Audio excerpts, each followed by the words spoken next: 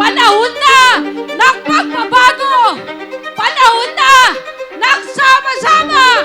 Panahon na ng kapayapaan! Samahan po ninyo ang Team Kulyante Sablao at kayo po'y makakaasa ang serbisyong pag-aaruga at serbisyong subok at maaasahan. Mahusay na pamahalaang lokal. Ang pamahalaang lokal na yan ay nakasalalay sa mahusay na mga konsihal, mahusay na vice mayor at mahusay na mayor na nakikita ko po sa entabladong ito kasama ang buong Team Colyantes. Sa tingin ko, pag nasa likod ko kayong lahat at ang Diyos ay alam kong kasama ko, wala hong pwedeng tumalo sa atin.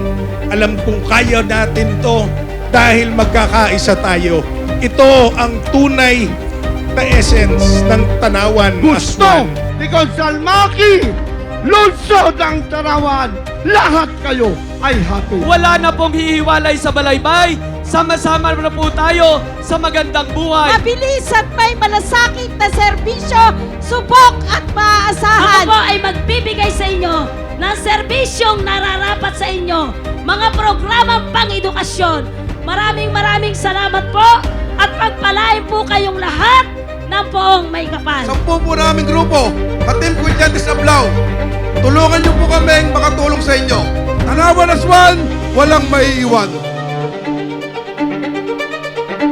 Ibigay ninyo po ang inyong pagmamahal, ang inyong suporta, at ang inyong pong tiwala sa Team Tanawan Aswan.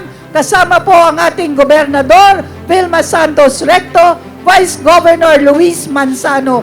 Tulungan niyo po ako at papatunayan po natin na ang pagsisilbi sa bayan ay wala sa edad, nasa kalidad. First class city na po ang lungsod ng Tanawan. Kaya ang inyong lingkod po ay isa sa magsusulong ng turismo dito sa ating lungsod. Pwede ka hong vote straight tayo! Dito ko lang nakita sa programa ng ating kasalukuyang mayor na lahat ng sektor ay tinutulungan para sa ganon ay maging maluwag ang buhay ng bawat Tanawenyo. Ang isang makakatulong ko sa pagsisilbi sa inyo.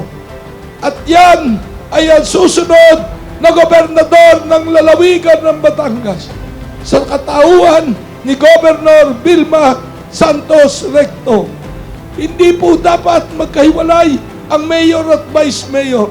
Hindi po dapat magkahiwalay ang gobernador at ang vice-gobernador. Lahat ng Hearts program na binanggit ko, wala akong magagawa dyan pag hindi pinasa ng sangguniang panglalawigan at ng aking Vice Governor Luis Lucky Manzano. Ako ang lalaban para sa mga apo ninyo.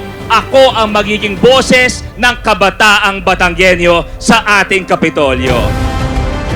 Para lalong umunlad ang ating lalawigan, tayo'y magkaisa, magkapit-bisig, samahan natin ang Team V Lucky na may talino at puso kasama ang Tanawan Aswan. Alam ko po kung gaano siya kadesidiyo talaga maging isang lingkod bayan. Kaya sana ho, ako po yung naglalamping pumuhala sa aking puso.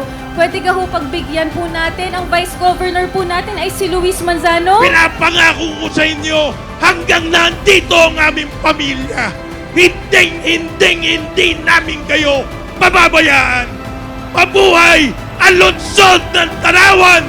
Mabuhay ang ikatlong distrito ng Batangas! At mabuhay ang ating inang bayang Pilipinas!